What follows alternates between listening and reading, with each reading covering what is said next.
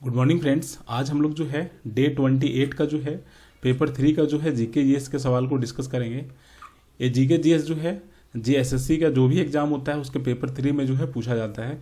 जैसे excise constable हो गया, झारखंड सचिवालय हो गया, एलडीसी का जो परीक्षा है या जो अपकमिंग वैकेंसीज हैं वो सारे एग्जाम में पेपर 3 में जो है जीके जीएस के सवाल पूछे जाते हैं, जिसमें Indian polity, Indian history, Indian economy, Indian geography, इसके अलावा जो है साइंस एंड टेक्स जो है करंट अफेयर जो है उससे सारे सवाल जो है आज डिस्कस करेंगे। आज टोटल जो है 32 प्रश्न डिस्कस करेंगे। ठीक है, 32 प्रश्न जो है डिस्कस करेंगे। काफ़ी अच्छा बेहतरीन सवाल जो है यहाँ पे दिया गया है। सारे प्रश्न को जो है आज हम लोग यहाँ पे डिस्कस करेंगे। सबसे पहला सवाल देखिए, झारखंड करंट अफेयर का है और काफ़ी अच्छा है। ठीक है, झारखंड करंट अफेयर क्या है कि 30 सितंबर 2022 को नई दिल्ली के तालकटोरा स्टेडियम में राष्ट्रपति द्रौपदी मुर्मू की उपस्थिति में केंद्रीय आवास और शहरी मंत्रालयों के मंत्री हरदीप सिंह पुरी ने सबसे स्वच्छ राज्य 100 से कम शहरी स्थानीय निकाय में झारखंड का जो रैंक है उसमें क्या है। ठीक है, यहाँ पे जो पूछा गया ना, आप इसी को याद रखना, 100 से कम शहरी स्थानीय। ठीक है, यहाँ पे लिखा गया है कि 100 से कम शहरी स्थानीय निकाय में झारखंड का स्थान क्या है स्वच्छता सर्वेक्षण 2022 में। तो झारखंड का रैंक यहाँ पे आप देखिए, ये झारखंड का रैंक जो है दूसरा है। ठीक है, सेकेंड रैंक हो जाएगा झारखंड का, फर्स्ट में त्रिपुरा, सेकेंड में झारखंड और थर्ड में जो है उत्तराखंड है। सबसे स्वच्छ राज्य जो है 100 से कम शहरी स्थानीय निकाय में सेकेंड रैंक किसका है, तो सेकेंड रैंक जो है झारखंड का है। पहला किसका है, त्रिपुरा का, और तीसरा किसका है, उत्तराखंड का। इसमें जो है आपको एक चीज़ और याद रखना है, तालकटोरा स्टेडियम कहाँ पर है। अगर ये पूछेगा तालकटोरा स्टेडियम कहाँ पर है, तो ये स्टेडियम जो है कहाँ पे है, नई दिल्ली में। ये क्वेश्चंस को भी याद रखिएगा। साथ ही साथ जो है स्वच्छ भारत पुरस्कार जो दिया जाता है, यह अभियान का नाम क्या है, स्वच्छ भारत मिशन। ठीक है, किसके द्वारा जो है प्रस्तुत किया गया है, तो आवास और शहरी मंत्रालयों के मंत्रालय द्वारा। इसको भी याद रखिएगा। स्वच्छता अभियान, स्वच्छता जो पुरस्कार है इसमें प्रथम विजेता कौन है, इंदौर मध्य प्रदेश का सिटी है। ठीक है, और इसका महत्व क्या है, तो स्वच्छता के गुण को बढ़ावा देना और स्वच्छ भारत मिशन में योगदान करने के लिए भारतीय राज्यों और केंद्र शासित प्रदेशों को जो है प्रोत्साहित करना इसका मेन जो है मकसद है। अब आगे देखिए सेकेंड प्रश्न कि संविधान के अनुच्छेद 280 के तहत, संविधान के अनुच्छेद 280 के तहत भारत के वित्त आयोग का गठन किसके द्वारा किया जाता है। भारत के वित्त आयोग का गठन जो है किसके द्वारा किया जाता है, संविधान के अनुच्छेद 280 के तहत। उपराष्ट्रपति, उच्च न्यायालय, उच्चतम न्यायालय या फिर राष्ट्रपति। तो संविधान के अनुच्छेद 280 के तहत भारत के वित्त आयोग का गठन जो है राष्ट्रपति द्वारा जो है किया जाता है। इसमें जो है और भी इंपॉर्टेंट चीज है, इसको भी याद रखिएगा। अनुच्छेद 280 के अनुसार वित्त आयोग की स्थापना जो है 5 वर्ष की अवधि के लिए की जाती है। इसको याद रखना है। सेकेंड नंबर में है कि वित्त आयोग भारत के राष्ट्रपति द्वारा गठित एक संवैधानिक निकाय है। अगर एग्जाम में पूछेगा कि वित्त आयोग किस प्रकार का निकाय है, तो संवैधानिक निकाय है। ठीक है, जो केंद्र के करों में राज्य के हिस्सों पर राष्ट्रपति को अपना जो है सुझाव देता है। वित्त आयोग का गठन राष्ट्रपति द्वारा जो है 5 वर्ष की अवधि के लिए जो है किया जाता है। ठीक है, भारत में वित्त आयोग की स्थापना कब की गई थी, ये भी सवाल बनता है। तो भारत में वित्त आयोग की स्थापना जो है 1951 में जो है की गई थी। इसमें एक चीज़ और है, इसको भी याद रखना है कि वित्त आयोग के पहले अध्यक्ष कौन थे, तो केसी नियोगी, ये जो है पहले अध्यक्ष थे वित्त आयोग के। तो इसमें जो है 3 से 4 सवाल बनता है, उसको याद रखिएगा। और जो दूसरा सवाल पूछा गया है कि ये जो आयोग है इसका गठन किसके द्वारा किया जाता है, तो राष्ट्रपति के द्वारा किया जाता है। आगे देखिए एक और सवाल है, इसको देखिए कि नेशनल हेराल्ड समाचार पत्र किसने प्रारंभ किया था। नेशनल हेराल्ड समाचार पत्र किसने प्रारंभ किया था, तो जवाहरलाल नेहरू ने। द नेशनल हेराल्ड 1938 में अन्य स्वतंत्रता सेनानियों के साथ जो है जवाहरलाल नेहरू द्वारा जो है स्थापित एक समाचार पत्र था। ठीक है, स्टैटिक जीके में आता है, डायरेक्ट पूछेगा आपको कि नेशनल हेराल्ड समाचार पत्र किसने प्रारंभ किया था, तो जवाहरलाल नेहरू के द्वारा जो है ये स्थापित किया गया था, और साथ में स्वतंत्रता सेनानियों के द्वारा जी। ठीक है, तो स्वतंत्रता सेनानी थे उनके द्वारा, साथ ही जो है जवाहरलाल नेहरू, ये सब मिल करके जो है ये समाचार पत्र जो है प्रारंभ किए थे। ठीक है। इसका उद्देश्य क्या था इस समाचार पत्र का? इसका उद्देश्य था भारतीय राष्ट्रीय कांग्रेस में उदारवादी दल की चिंताओं को आवाज़ देना था, ठीक है। आगे देखिए एक और सवाल है, ये भी काफ़ी अच्छा है कि बंगाली नव वर्ष को के रूप में जाना जाता है। तो बंगाली नव वर्ष को के रूप में जाना जाता है, उसको इसका राइट आंसर क्या हो जाएगा? पोइला बैसाख, ठीक है। इसका राइट आंसर ए हो जाएगा। बंगाली नव वर्ष को जो है पोइला बैसाख या फिर बंगला नोबोबोर्सो के नाम से जो है जाना जाता है, ठीक है। यह जो है अप्रैल के महीने में पूरे जो है पश्चिम बंगाल, असम, त्रिपुरा और पड़ोसी देश अर्थात बांग्लादेश में जो है मनाया जाता है नव वर्ष के रूप में, ठीक है। पोइला बैसाख जो है ये जो पोइला बैसाख है पर देवी लक्ष्मी और धन की, हिंदू देवी और भगवान गणेश की जो है पूजा की जाती है नव वर्ष के अवसर पर। तो ये जो है काफ़ी अच्छा है, ठीक है। आर्ट एंड कल्चर से ये सवाल था। आगे देखिए एक और है, राष्ट्रीय योजना समिति की स्थापना किसके द्वारा की गई थी? राष्ट्रीय योजना समिति की स्थापना किसके द्वारा की गई थी? ये जो है सुभाष चंद्र बोस के द्वारा जो है ये जो है शुरू किया गया था। भारत के लिए राष्ट्रीय योजना विकसित करने का पहला प्रयास जो है 1938 में हुआ था, ठीक है। कब? 1938 में। उस वर्ष कांग्रेस अध्यक्ष सुभाष चंद्र बोस ने जवाहरलाल नेहरू की अध्यक्षता में जो है एक राष्ट्रीय योजना समिति की जो है स्थापना की थी, ठीक है। राइट आंसर क्या हो जाएगा? सुभाष चंद्र बोस ने। आगे देखिए एक और सवाल है कि भारत का आर्थिक सर्वेक्षण किसके द्वारा प्रस्तुत किया जाता है? ये भी जो है जेएसएससी बहुत बार पूछ चुका है इस सवाल को, तो इसको कीजिए। भारत का आर्थिक सर्वेक्षण किसके द्वारा प्रस्तुत किया जाता है? तो वित्त मंत्री के द्वारा। भारत का आर्थिक सर्वेक्षण जो है वित्त मंत्री के द्वारा जो है प्रस्तुत किया जाता है। और आर्थिक सर्वेक्षण वित्त मंत्रालय का वार्षिक दस्तावेज है जिसे जो है केंद्रीय बजट से ठीक पहले वित्त मंत्री द्वारा जो है प्रस्तुत किया जाता है। तो ये जो वित्त मंत्री के द्वारा जो आर्थिक सर्वेक्षण जो है पेश किया जाता है वो केंद्रीय बजट के ठीक पहले जो है किया जाता है, ठीक है। आर्थिक बजट, इसको याद रखिएगा। इसे जो है मुख्य आर्थिक सलाहकार के मार्गदर्शन में जो है आर्थिक मामलों के विभाग द्वारा जो है तैयार किया जाता है। तो यहाँ पे पूछा गया कि भारत का आर्थिक सर्वेक्षण किसके द्वारा प्रस्तुत किया जाता है? वित्त मंत्री के द्वारा। आगे देखिए एक और सवाल है कि निम्नलिखित में से कौन जो है भारत के वर्तमान महान्यवादी हैं? ठीक है, वर्तमान जो है महान्यवादी कौन है अभी भारत के? तो भारत के 16वें महान्यवादी कौन है? आर वेंकटरमणि, ठीक है। राइट आंसर क्या हो जाएगा? बी, आर वेंकटरमणि, ठीक है। इसकी नियुक्ति जो है की गई है भारत के वर्तमान महान्यवादी के रूप में। वेंकटरमणि की नियुक्ति जो है 3 वर्ष की अवधि के लिए जो है किया गया है, ठीक है। कितने वर्ष की अवधि के लिए? 3 वर्ष की अवधि के लिए। आगे देखिए एक और सवाल है कि भारतीय राष्ट्रीय विकास परिषद की अध्यक्षता कौन करता है? ये जेएसएससी भी जो है पूछ चुका है और एसएससी के भी एग्जामों में पूछ चुका है और रेलवे के भी एग्जामों में जो है ये पूछ चुका है। काफ़ी अच्छा क्वेश्चन है, ठीक है। भारतीय राष्ट्रीय विकास परिषद की अध्यक्षता कौन करता है? तो भारत के प्रधानमंत्री, ठीक है। राष्ट्रीय विकास परिषद जिसका नाम है एनडीसी भी कहते हैं, भारत में विकास के मामलों पर निर्णय लेने और विचार विमर्श के लिए प्रधानमंत्री की अध्यक्षता में जो है शीर्ष निकाय है। आपकी इसको जैसे कि सवाल पूछा गया था कि भारतीय राष्ट्रीय विकास परिषद की अध्यक्षता कौन करता है, ये सवाल जैसे से पूछा था।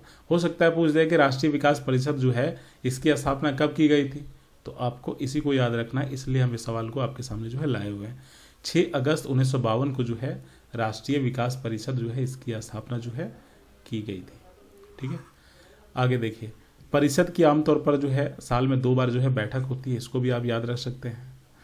अब आगे देखिए एक और सवाल है, ये भी जो है काफ़ी अच्छा सवाल है, अनुसूची से सवाल है, इंडियन पॉलिटी से सवाल है कि भारतीय संविधान की कौन सी अनुसूची जो है असम, मेघालय, त्रिपुरा, मिजोरम की आदिवासी क्षेत्रों के प्रशासन से संबंधित है। आप जब भारत का जो अनुसूची पढ़ोगे ना तो उसमें जो है ये सब चीज़ आपको देखने को मिलेगा, ठीक है। तो 6ठी अनुसूची इसका राइट आंसर हो जाएगा, ठीक है, कि 6ठी अनुसूची में जो है असम, मेघालय, त्रिपुरा, मिजोरम, ये जो राज्य है इसके आदिवासी क्षेत्रों के प्रशासन से संबंधित किसमें दिया हुआ है? 6ठी अनुसूची में, ठीक है। भारतीय संविधान की 6ठी अनुसूची असम, मेघालय, त्रिपुरा, मिजोरम के आदिवासी क्षेत्रों के प्रशासन के लिए जो है प्रदान करती है यह जो है स्वायत्त जिला परिषदों एडीसी जिसको कहते हैं के माध्यम से इन क्षेत्रों के प्रशासन में जो है स्वायत्तता जो है प्रदान करता है। यह विशेष प्रावधान जो है संविधान के अनुच्छेद 242 का 2 और अनुच्छेद 275 का 1 के तहत जो है प्रदान किया गया है। बहुत ही अच्छा क्वेश्चन है, इसको आप याद रखना। आगे देखिए, सर्वोच्च न्यायालय के न्यायाधीश कितनी अवधि के लिए पद धारण करते हैं? तो जो सुप्रीम कोर्ट होता है उसके न्यायाधीश कितने अवधि के लिए जो है पद धारण करते हैं? जब तक कि वो 65 वर्ष की आयु प्राप्त करते हैं तब तक जो है वो यहाँ पे पद धारण करते हैं। 65 वर्ष होते ही जो है रिटायर हो जाते हैं। ठीक है, तो संविधान के अनुच्छेद 124(2) के अनुसार सर्वोच्च न्यायालय के न्यायाधीश की सेवानिवृत्ति की आयु जो है 65 वर्ष है। सर्वोच्च न्यायालय के किसी न्यायाधीश को राष्ट्रपति के पारित आदेश के बिना पद से जो है हटाया नहीं जा सकता है। समझ गए ना? तो इसको याद रखिएगा 10वां नंबर का। आगे देखिए, एक और सवाल है कि भारतीय राजभाषा अधिनियम निम्नलिखित में से किस वर्ष में पारित किया गया था? ये भी काफ़ी अच्छा सवाल है। भारतीय राजभाषा अधिनियम किस वर्ष पारित किया गया था? 1963 में। ठीक है, फिर 12 नंबर सवाल कीजिए। इससे भी सवाल पूछा गया है, आपको बताएंगे क्या सवाल पूछा गया था कि निम्नलिखित में से कौन जो है लोकतंत्र के स्तंभ है? तो लोकतंत्र के स्तंभ जो है कार्यपालिका पहला, दूसरा विधायी, तीसरा न्यायपालिका और चौथा जो है मीडिया है। जीएसएससी यही पूछा था, एक बार एक एग्जाम में पूछा था जीएसएससी कि लोकतंत्र के चौथे स्तंभ किसे माना जाता है? तो मीडिया को माना जाता है। ठीक है, यहाँ पे हमने पूछा हुआ है कि निम्नलिखित में से कौन जो है लोकतंत्र के स्तंभ है?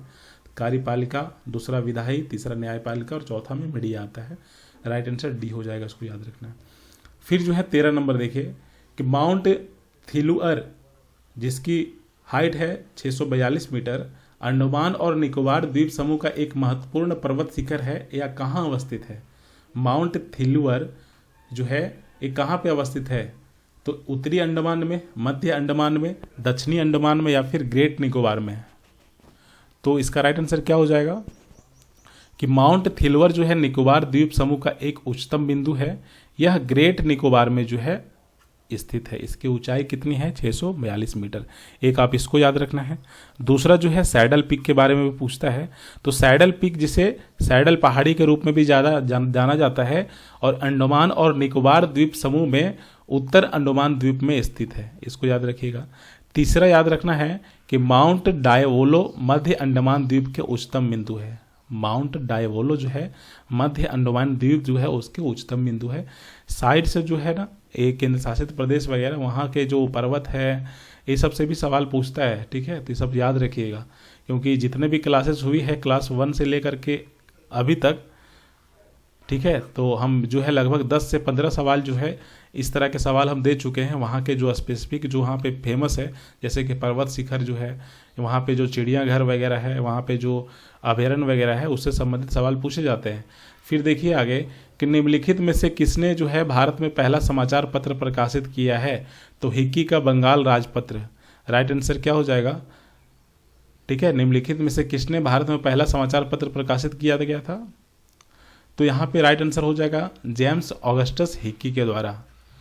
हिक्की का बंगाल राजपत्र आयरिशमैन जेम्स ऑगस्टस हिक्की द्वारा जो है कलकत्ता भारत में प्रकाशित एक साप्ताहिक जो है अंग्रेजी समाचार पत्र था। ठीक है, इसको भी याद रखिए। फिर जो है इसको देखिए 15 नंबर के 1944 में ब्रिटेन वुड्स में विश्व मुद्रा सम्मेलन में भारत के कौन से वित्त मंत्री भारत के प्रतिनिधि थे? भारत के कौन से वित्त मंत्री भारत के प्रतिनिधि थे? कहाँ पर? ब्रिटेन वुड्स में विश्व मुद्रा सम्मेलन में। ठीक है, तो यहाँ पे राइट आंसर क्या हो जाएगा? आर.के. सन्मुख चेट्टी ये जो है वित्त मंत्री थे और इन्हीं के द्वारा जो है इन्हीं को जो है ये जो सम्मेलन हुआ था ब्रिटेन वुड्स में जो विश्व मुद्रा सम्मेलन हुआ था इसमें भारत की तरफ से जो है इसी को जो है यहाँ पे प्रतिनिधि के रूप में जो है भेजा गया था। ये सवाल पूछा गया है इसलिए काफ़ी अच्छा सवाल है, इसको याद रखिएगा। फिर जो है आगे देखिए कि भारतीय प्रेस परिषद प्रत्येक वर्ष राष्ट्रीय प्रेस दिवस निम्नलिखित में से किस तिथि को मनाता है? राष्ट्रीय प्रेस दिवस कौन से दिन मनाया जाता है? 16 नवंबर को। ठीक है, 1966 में गठित भारत में एक वैधानिक और निर्णायक संगठन है। ठीक है, यह प्रेस के लिए और प्रेस के द्वारा, यह प्रेस के लिए और प्रेस के द्वारा प्रेस का स्वयं नियामक प्रहरी है, जो 1978 के प्रेस काउंसिल अधिनियम के तहत संचालित होता है। भारतीय प्रेस परिषद को स्वीकार करने और सम्मानित करने के लिए हर साल जो है 16 नवंबर को जो है राष्ट्रीय प्रेस दिवस जो है मनाया जाता है। आप इसी को याद रखिएगा, ठीक है। फिर देखिए आगे एक और सवाल है कि निम्नलिखित में से किसके द्वारा रोज ऑफ गॉड नामक एक उत्कृष्ट कविता लिखी गई थी। तो रोज ऑफ गॉड नामक उत्कृष्ट कविता जो है श्री अरविंद ने जो है लिखे थे। और ये जो श्री अरविंद है ये जो है भारतीय स्वतंत्रता सेनानी में एक क्रांतिकारी नेता थे, बाद में एक आध्यात्मिक सुधार के रूप में परिवर्तित हो गए थे, ठीक है। रोज ऑफ गॉड किनके द्वारा लिखा गया था, श्री अरविंद। आगे देखिए एक और सवाल है, इसको भी आप याद रखिएगा कि रंगनाथिट्टू पक्षी अभयारण्य कहाँ अवस्थित है। तो ये जो रंगनाथिट्टू पक्षी अभयारण्य है एक कर्नाटका में अवस्थित है और कर्नाटक का सबसे बड़ा पक्षी अभयारण्य है। आप कमेंट सेक्शन में बताइए कि झारखंड का जो है सबसे बड़ा पंछी अभयारण्य कौन सा है, ठीक है। नीचे आप कमेंट सेक्शन में जो है बता सकते हैं कि झारखंड का सबसे बड़ा पंछी अभयारण्य कौन सा है। आपको बताना है एरिया वाइज, ठीक है, एरिया वाइज बताना है कि झारखंड का सबसे बड़ा पंछी अभयारण्य कौन सा है। कर्नाटक का सबसे बड़ा पंछी अभयारण्य कौन सा है, रंगनाथिट्टू पक्षी अभयारण्य, ठीक है। इसके बारे में पूछा गया था, राइट आंसर कर्नाटक का डी हो जाएगा। आगे देखिए एक और सवाल है कि कलिंग पुरस्कार किस क्षेत्र में योगदान के लिए दिया जाता है। तो ये जो कलिंग पुरस्कार है किस क्षेत्र में योगदान के लिए दिया जाता है, तो ये जो है विज्ञान के क्षेत्र में। कलिंग पुरस्कार यूनेस्को द्वारा दिए जाते हैं। यह लोगों को समाज के बीच विज्ञान को बढ़ावा देने और लोकप्रिय बनाने में उनके योगदान के लिए जो है प्रदान किया जाता है। और विज्ञान को लोकप्रिय बनाने के लिए जो है कलिंग पुरस्कार 1952 में जो है बनाया गया था, ठीक है। 1952 में जो है इसका स्थापना किया गया था और उसके बाद जो है यह पुरस्कार विज्ञान के क्षेत्र में दिया जाता है। ये भी जो है इस तरह के सवाल जो है पूछा गया है जेएसएससी के द्वारा कि ये पुरस्कार जो है किस क्षेत्र में दिया जाता है। तो इस तरह से जितने भी पुरस्कार जो है उसके क्षेत्र हैं उसको आपको याद रखना है। फिर देखिए निम्नलिखित में से कौन सा जो है भारत का प्रथम जैव मंडल आरक्षित क्षेत्र है। भारत का प्रथम जैव मंडल आरक्षित क्षेत्र कौन सा है, तो नीलगिरी जैव मंडल आरक्षित क्षेत्र जो है ये जो है वर्ष 1986 में स्थापित भारत का पहला और सबसे पुराना जैव मंडल आरक्षित क्षेत्र है। कौन सा, नीलगिरी, ठीक है, इसको याद रखिएगा। फिर एक और सवाल पूछा गया है कि दुर्गापुर इस्पात कारखाना किसकी सहायता से स्थापित किया गया है। तो दुर्गापुर इस्पात कारखाना जो है किसकी सहायता से स्थापित की गई है, यूनाइटेड किंगडम की सहायता से स्थापित की गई है, ठीक है। आगे पूछा जाएगा राउरकेला इस्पात संयंत्र की स्थापना किसके द्वारा किया गया है, तो जर्मनी के द्वारा किया गया है 1968 में। भिलाई इस्पात संयंत्र की स्थापना किसके द्वारा किया गया है, तो 67 में किया गया था सोवियत संघ के द्वारा। पूछ देगा बोकारो, ठीक है, बोकारो स्टील प्लांट जो है इसकी स्थापना किसके द्वारा की गई थी, तो सोवियत संघ के द्वारा किया गया था। ये सब आपको याद रखना है, ठीक है। तो दुर्गापुर इस्पात कारखाना जो है किसके द्वारा स्थापित किया गया था, यूके के द्वारा, ठीक है। आगे देखिए भारत के पश्चिमी तट के उत्तरी भाग को किस नाम से जाना जाता है। ये सवाल हम कल दिए हुए थे, कल हम आपको जो है पश्चिमी तट नहीं पूछे हुए थे, कुछ और पूछे हुए थे, ठीक है, पूर्वी तट साइड पूछे हुए थे, ठीक है। तो इसको देखिए भारत के पश्चिमी तट के उत्तरी भाग को क्या कहा जाता है, किस नाम से जाना जाता है, तो कोंकण तट के नाम से जो है जाना जाता है, ठीक है। इसका राइट आंसर क्या हो जाएगा, भारत के पश्चिमी तट के उत्तरी भाग को किस नाम से जाना जाता है, कोंकण तट के नाम से जाना जाता है। कल की क्लास में हम आपको बताए हुए थे, और कल की क्लास में ये सवाल नहीं था, दूसरा सवाल था। कल के सवाल में पूछा गया था कि भारत के पश्चिमी तट के जो है दक्षिणी भाग को क्या कहा जाता है, तो मालाबार। आज के क्लास में पूछा गया है कि उत्तरी भाग को क्या कहा जाता है, कोंकण तट। आपको जो है इसको याद रखिएगा, एक ए हो गया, ठीक है, और एक ए हो गया। इसमें जो है 3 पॉइंट है, 1, 2 और 3, और इसमें भी 3 पॉइंट है, 2 और 3। तो यहाँ पे देखिए क्या लिखा है कि भारत के पश्चिमी तट को निम्नलिखित भागों में विभाजित किया गया है। कुछ भागों में विभाजित किया गया, जैसे कि गुजरात से लेकर के गोवा तक को कोंकण तट कहते हैं, गोवा से लेकर के मंगलुरु कर्नाटक तक केनार तट कहते हैं, केनरा तट, और मंगलुरु से लेकर के कन्याकुमारी तक जो है मालाबार तट कहते हैं। फिर भारत के पूर्वी तट को निम्नलिखित भागों में बांटा गया है, जैसे कन्याकुमारी से लेकर कृष्ण डेल्टा तक जो है कोरोमंडल तट, कृष्ण डेल्टा से लेकर के गोदावरी डेल्टा तक जो है गोलकुंडा तट, और गोदावरी डेल्टा से लेकर के उत्तरी तटीय क्षेत्र तक जो है उत्तरी सरकार तट के रूप में जो है जाना जाता है। आप 3-3-6 को याद रखना है, ठीक है। आगे देखिए, एक और सवाल है कि सोलुंग मुख्य रूप से एक कृषि आधारित त्यौहार है और इसकी एक विशेषता जानवरों की देखभाल और सुरक्षा है, ठीक है, जो उनके परिवार और सामाजिक जीवन के महत्वपूर्ण घटक है। यह किस केंद्र शासित या फिर राज्य में मनाया जाता है? सोलुंग जो त्यौहार है, सोलुंग त्यौहार ये कहाँ पे मनाया जाता है? तो ये जो है अरुणाचल प्रदेश में मनाया जाता है, इसको याद रखिएगा। ये भी जो है आर्ट एंड कल्चर का जो है एक सवाल है। हिंदुस्तानी और कर्नाटकी संगीत, हिंदुस्तानी और कर्नाटक संगीत का आधार के रूप में मान्यता प्राप्त भारतीय शास्त्रीय संगीत पर ग्रंथों में से एक संगीत रत्नकार किसने लिखा है? तो यह किन्होंने लिखा है? सरांग देव, ठीक है, सरांग देव ने लिखा था। ये सरांग देव जो है 13वीं शताब्दी के भारतीय संगीतज्ञ थे, जिन्होंने जो है संगीत रत्नाकर की रचना की थी। यह एक संस्कृत पाठ है जो संगीत और नाटक का जो है वर्णन करता है, ठीक है। ये भी काफ़ी अच्छा सवाल है। ये सब जितने भी हम दे रहे हैं ना काफ़ी इंपॉर्टेंट है और सारा क्वेश्चन जो है भिड़ेगा। आप जितना जो है क्लास दिया जा रहा है, अब सारा क्लास का पीडीएफ जो है आपको टेलीग्राम ग्रुप में मिल ही जा रहा है। टेलीग्राम ग्रुप का लिंक नीचे दिया हुआ है, तो वहाँ से ज्वाइन कर लीजिए और वहाँ पे सारा पीडीएफ जो दे रहे हैं उसको पढ़िए। एक बार आप ज़रूर पढ़ के जाना, एग्जाम दे के आओगे तो खुद बताओगे कि सारा पीडीएफ जो है यहाँ से मिला था। मैक्सिमम सवाल मिल जाएंगे, जैसे कि आसान वाले सवाल तो आप कर लोगे, ठीक है। टफ सवाल जो पूछेगा ना वो पीडीएफ से ही निकलेगा, यहीं से निकलेगा सारे क्वेश्चन।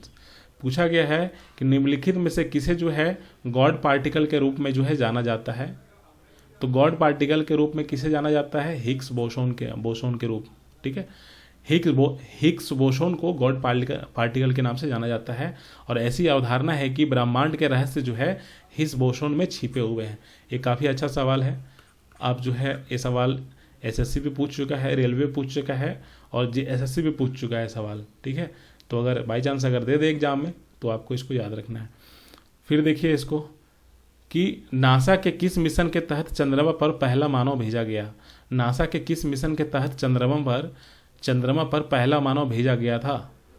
तो अपोलो प्रोग्राम, अपोलो कार्यक्रम, अपोलो मिशन के तहत जो है पहला इंसान को जो है चंद्रमा पर भेजा गया था। कब? 1961 में। साइंस एंड टेक का सवाल है, इसको याद रखना है। इस मिशन के बदौलत जो है नील आर्मस्ट्रॉन्ग चंद्रमा पर उतरने वाले पहले व्यक्ति बने और नासा का पूर्ण रूप क्या है? National aeronautics and space administration, ठीक है। इतना जो है आपको याद रखना है, ठीक है। अपोलो प्रोग्राम हो या फिर अपोलो जो मिशन है, इसी के तहत जो है चंद्रमा पर जो है पहला मानव को भेजा गया था नासा के द्वारा। आगे देखिए, आर्टिफिशियल इंटेलिजेंस शब्द किससे जुड़ा हुआ है? साइंस एंड टेक का सवाल है। तो आर्टिफिशियल इंटेलिजेंस के जनक किसको माना जाता है? जॉन मैकार्थी को, ठीक है, जॉन मैकार्थी को। ये जो कंप्यूटर का क्लासेस है इसमें भी जो है हम सारे चीज़ को बता ही रहे हैं। 7वां जो है क्लास हो चुका है, जिसमें से कंप्यूटर मेमोरी से जो है एमसीक्यू प्रश्न दिए हुए थे। लगभग इसमें जो है 40 मोस्ट इंपॉर्टेंट मेमोरी से संबंधित सारे प्रश्न को दिए हुए थे। यहाँ से भी जो है सवाल, जब कंप्यूटर का 20 सवाल जो है आपको पूछा जाएगा। टोटल जो है कंप्यूटर का 20 सवाल जो है आपको झारखंड सचिवालय के एग्जाम में पूछा जाएगा और एलडीसी के परीक्षा में 50 सवाल पूछे जाएंगे। आपको जितने भी क्लासेस ले रहे हैं कंप्यूटर का, वहाँ से आप पढ़ लीजिए, पीडीएफ पढ़ लीजिए और साथ में आपको जो थ्योरी का क्लासेस हो रही है वो भी कर लीजिए। आप आराम से जो है फुल मार्क्स ला सकते हैं, ठीक है। साथ ही साथ जो एलडीसी का परीक्षा है इसमें भी जो है कंप्यूटर सवाल रहेंगे, साथ ही साथ जो है टाइपिंग से सवाल रहेगा। तो कंप्यूटर का जैसा ही सारा चैप्टर कंप्लीट हो जाता है उसके बाद टाइपिंग से फिर एलडीसी के लिए इसी में करवाएंगे, ठीक है। तो जो लोग आप लोग जो है नहीं लिए हैं अभी तक, जो है आप लोग लीजिए। इसमें जो है ऐप में जाइएगा तो पोस्टर दिखेगा, इस पर क्लिक करके जो है आप कंप्यूटर के क्लासेस ले सकते हैं, जहाँ पे क्लासेस लिया जा रहा है। जैसे कि थ्योरी भी करवाया जा रहा है, साथ ही साथ प्रश्न भी करवाया जा रहा है। अनलिमिटेड टेस्ट भी आपको मिल जाएंगे 30+, ठीक है। साथ में पीडीएफ आप डाउनलोड करके उसको पढ़ सकते हैं, प्रिंट वगैरह जो है निकलवा सकते हैं। ये बेस्ट चीज़ है। देखिए, अगर आप पढ़ लिए हैं तो कोई बात नहीं है, अगर नहीं पढ़े तो आप इसको ले सकते हैं।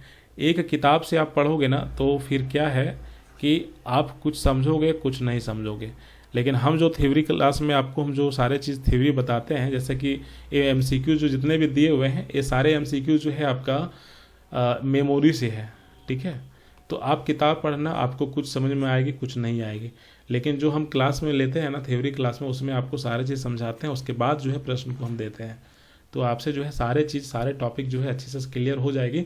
तब फिर जब आप सवाल को लगाओगे ना, तो आपको सवाल जो है समझ में आएगा, ठीक है। तो इसलिए जो है, जो पढ़ लिए हैं वो आप टेस्ट लगा सकते हैं, या फिर क्लास ले करके जितने भी क्वेश्चंस दे रहे हैं PDF में, आप इसको लगा के जो है एकदम रेडी हो जाइए। और जो लोग अभी तक तैयारी नहीं किए हैं, या फिर थोड़ा सा कंप्यूटर में डर लग रहा है, तो आप लोग जो है इसको ले सकते हैं। 0 से लेकर के आपको हीरो जो है कंप्यूटर में यहाँ पे बना दिया जाएगा, ताकि 20 में 20 जो है आप ला सके कंप्यूटर के जो सवाल पूछे जाएंगे उसमें, ठीक है। आगे देखिए, इसका हो गया ना 27 नंबर का कि आर्टिफिशियल इंटेलिजेंस शब्द किसने गढ़ा है? जॉन मैकार्थी ने। फिर आगे एक और सवाल पूछा गया है कि पहला भारतीय उपग्रह आर्यभट्ट किस वर्ष में जो है प्रक्षेपित किया गया था? ये जितने भी सवाल अभी 2-3 करवा रहे हैं ना, ये साइंस एंड टेक का है, और यहाँ से सवाल पूछे जाएंगे, ठीक है। आप प्रीवियस ईयर क्वेश्चन निकाल के देखो, चाहे JSSC का हो, चाहे JPSC का हो, हर एग्जाम में जो है आपका साइंस एंड टेक के जो है सवाल पूछे जाते हैं, ठीक है। तो 1975 में आर्यभट्ट जो है पहला उपग्रह, जो भारतीय पहला उपग्रह आर्यभट्ट, उसको किस वर्ष प्रक्षेपित किया गया था? 1975 में। इससे संबंधित पॉइंट को हमने यहाँ पे दिया हुआ है, जैसे कि आर्यभट्ट जो है भारत का पहला उपग्रह था, जिसका नाम प्रसिद्ध भारतीय खगोल शास्त्री के नाम पर रखा गया था। इसे जो है 19 अप्रैल 1975 को कॉस्मोस 3M प्रक्षेपण वाहन का उपयोग करके जो है सोवियत रॉकेट प्रक्षेपण और विकास स्थल कपुस्टियन यार से प्रक्षेपित किया गया था। इसे जो है भारतीय अंतरिक्ष अनुसंधान संगठन इसरो द्वारा एक्सरे, खगोल विज्ञान, एरोनॉमिक्स और सौर भौतिकी में प्रयोग करने के लिए जो है बनाया गया था। और ये सवाल जो है JSSC जो है पूछा था, ठीक है, कि वहाँ पे डेट नहीं पूछा था, वहाँ पे पूछा था JSSC कि भारत का पहला उपग्रह कौन सा था?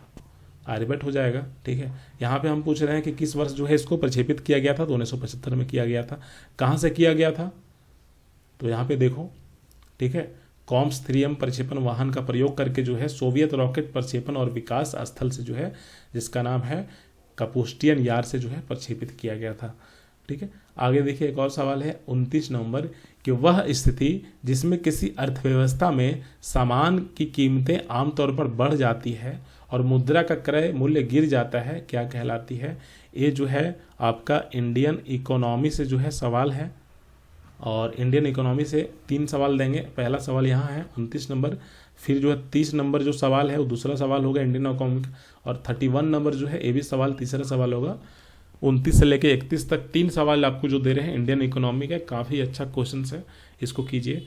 कि वह स्थिति जिसमें किसी अर्थव्यवस्था में सामान की कीमतें आमतौर पर बढ़ जाती है और मुद्रा का क्रय मूल्य गिर जाता है, उसको क्या कहते हैं? तो उसको कहते हैं इन्फ्लेशन, मुद्रास्फीति, ठीक है।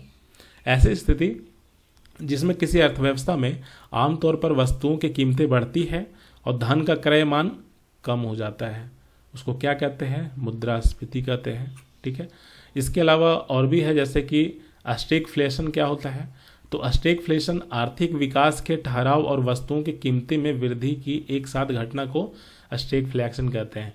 फिर अपस्फीति क्या होता है? यह वस्तुओं की कीमतें में सामान्य गिरावट है। मूल्यह्रास क्या होता है? मूल्यह्रास जिसको कहते हैं डिप्रिसिएशन, इसको कहते हैं किसी इकाई के मूल्य में क्रमिक कमी, ठीक है। ये चारों जो पॉइंट हमने आपको दिया है इंडियन इकोनॉमी का है, एकदम याद ही कर लीजिए इसको। इसमें से पूछ देगा कि आपका जैसे कि अपस्फीति क्या होता है, या फिर डिप्रिसिएशन क्या होता है, या कि मूल्यह्रास क्या होता है।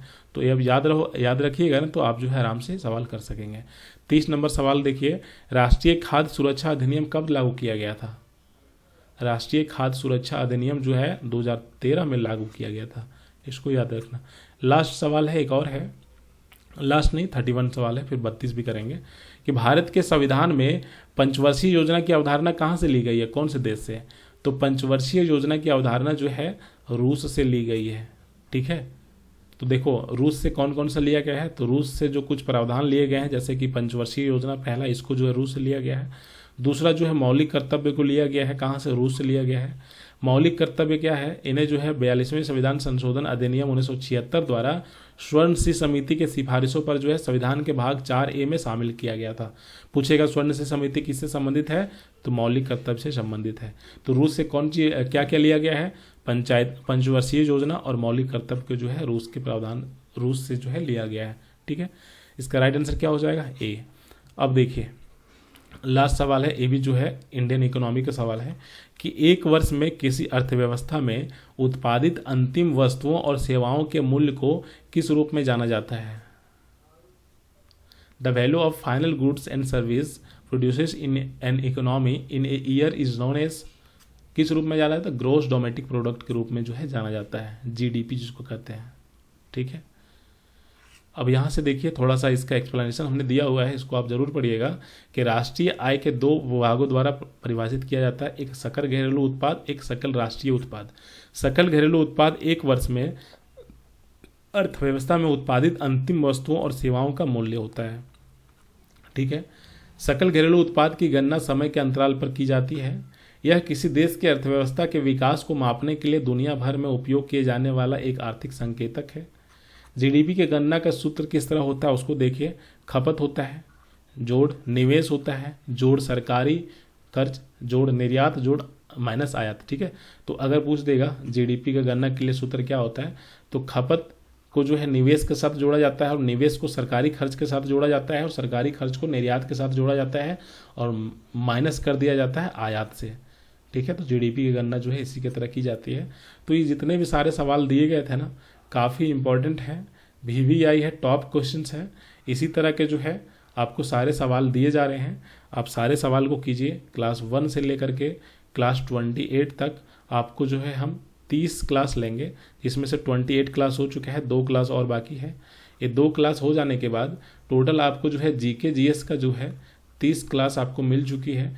30 क्लास लिया गया है और प्रत्येक क्लास में 30 प्रश्न लिया गया है। गुना कर दीजिए, कितना हो गया, 900। आपको 900 जो है GK GS के सवाल पूछे गए हैं, दिए गए हैं, और 900 में से 30 सवाल जो है आपका पूछेगा एग्जाम में, झारखंड सचिवालय के एग्जाम में। ठीक है, या फिर जो भी एग्जाम होगा उसमें बटा होता है, उसका हिस्सा होता है कि 30 सवाल 20 सवाल इस तरह से GK GS से पूछा जाएगा। तो झारखंड सचिवालय में जो है 30 सवाल पूछे जाएंगे। इसमें से आप आसान वाले सवाल कर लोगे और जो भी टफ वाला सवाल होगा ना, आप सारा PDF जो है, ये जो PDF दिए हुए हैं 900 प्रश्न, यहीं से सारा सवाल आपको देखने को मिलेगा। ठीक है, अब देखिए हम लोग ये 30 क्लास हो जाएगा, दो क्लास होने के बाद 30 कंप्लीट हो जाएगा। उसके बाद क्या करेंगे, झारखंड GK का जो है, ठीक है, झारखंड GK का सीरीज स्टार्ट करेंगे। सबसे पहले जो है झारखंड GK का जो है ज्योग्राफी का जो है क्वेश्चंस डिस्कस करेंगे। टॉप क्वेश्चंस जो होगा उसको हम लाएंगे और आपको हम बताएंगे कि सब सवाल याद रखिए। फिर जैसा ये सीरीज कंप्लीट होगा, फिर झारखंड का जो है ज्योग्राफी हो जाएगा, फिर झारखंड का पॉलिटी स्टार्ट करेंगे, फिर झारखंड का जो है हिस्ट्री स्टार्ट करेंगे, और फिर झारखंड का जो है इकोनॉमी स्टार्ट कर देंगे, और लास्ट में मिसलेनियस क्वेश्चंस करवा देंगे। झारखंड ज्योग्राफी पे 10 क्लासेस लेंगे, आप 10 क्लास कर लो। ठीक है, एक दिन में 40 क्वेश्चंस देंगे, 10 क्लास में कितना हो जाएगा, 40 × 10 400। तो 400 क्वेश्चंस आपको ज्योग्राफी का देंगे, 400 आपको जो है झारखंड पॉलिटी का देंगे, 400 जो है हिस्ट्री का देंगे, और 400 इकोनॉमिक्स का देंगे। ठीक है, और लास्ट में कुछ जो बच जाएगा ना उसको मिसलेनियस आपको करवा देंगे। इसके बाद झारखंड GK का जो है, आप झारखंड GK जो 40 प्रश्न पूछे जाएंगे आपका सचिवालय के एग्जाम में, आराम से आप क्वेश्चंस कर सकते हो। फिर GK GS के सवाल पूछे जाएंगे, वहाँ से भी कर सकते हो। कंप्यूटर का ऐप पे जो है हम ले ही रहे हैं क्लास, यहाँ से भी कर सकते हो। मतलब 40 GK GS झारखंड का, फिर 30 जो है GK GS नेशनल का, और 20 कंप्यूटर का। कितना हो गया, 0 4 3 7 और 2 9, मतलब 90 क्वेश्चंस में आराम से आप 80 क्वेश्चंस कर सकोगे। अब जितना क्लासेस हम ले रहे हैं, अगर इसमें जो है आपका अटेंशन ध्यान रहा तब। ठीक है, बाकी जो है आप लोग मैथ्स का, रीजनिंग का, साइंस का, ये 3 जो सेक्शन है, प्लीज़ आप लोग जो है इसको पढ़ते रहिए।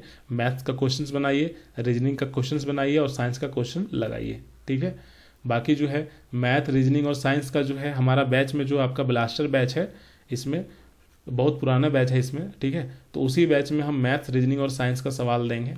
तो जो लोग ब्लास्टर बैच लिए हुए हैं, काफ़ी बच्चे इसमें जुड़े हुए हैं ब्लास्टर बैच में, तो आपको जो है मैथ्स, रीजनिंग और साइंस के जो है सवाल आपको मिलेंगे बहुत जल्द, 1-2 दिन में स्टार्ट कर देंगे देना। बाकी जो है GK GS का स्टार्ट किए हुए थे क्लास 1 से, आज 28 हो गया, 30 क्लास में जो है आपका कंप्लीट हो जाएगा। अब नेक्स्ट हम लोग स्टार्ट करेंगे झारखंड जीके का प्रैक्टिस सेट, उस समय जो है आप कीजिएगा, एकदम बहुत अच्छा से जो है तैयारी हो जाएगा। ठीक है, तो आज इतना ही रखते हैं, बाकी हम लोग जो है नेक्स्ट क्लास में डिस्कस करेंगे। क्लासेस कैसा लगा आप लोग लाइक बटन दबा करके जो है आप लोग जो है अपनी प्रतिक्रिया जो है दे सकते हैं। शेयर कीजिए, लाइक कीजिए, और जो लोग नए हैं हमारे चैनल को जो है सब्सक्राइब कर लीजिए। आपको इसी तरह के क्लासेस जो है मिलते रहेंगे। ठीक है, थैंक यू।